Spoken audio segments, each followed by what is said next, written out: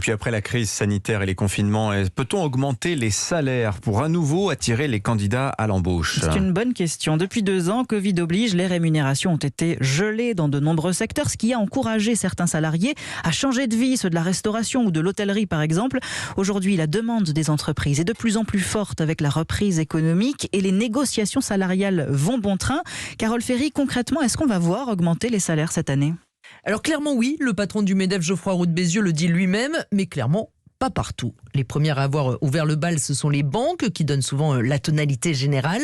Résultat, ce sera 1% de hausse collective chez HSBC, 0,8% pour les banques populaires et la caisse d'épargne, 0,6% chez BNP Paribas. Si vous ajoutez à cela les augmentations individuelles, on est un peu au-dessus de 2%. C'est mieux que d'habitude et ça devrait donc être la tendance pour 2022. Mais certains pourraient aller au-delà, notamment dans les secteurs qui ont du mal à recruter. Les remontées mécaniques, par exemple, ont accordé plus de 3% de hausse pour attirer les saisonniers cet hiver. C'est plus tendu dans la restauration. Les organisations patronales ont proposé une hausse de salaire de 10,5%, pas de 13e mois. Les syndicats ont dit non. Et tout le monde doit se revoir mi-décembre. Grand écart également dans les transports routiers. Les syndicats demandent au moins 10% de hausse. Le patronat propose 2 à 3 fois moins. Là aussi, tout le monde doit se revoir le 6 décembre avec une menace de grève à la clé. Carole, on avait également beaucoup parlé des salariés de la grande distribution. Est-ce que ça avance pour eux ?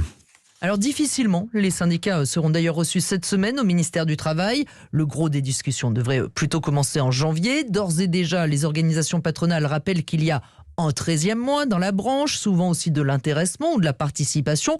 Bref, une manière de préparer les esprits à une table des négociations plutôt frugale. Carole Ferry du service économie d'Europe 1.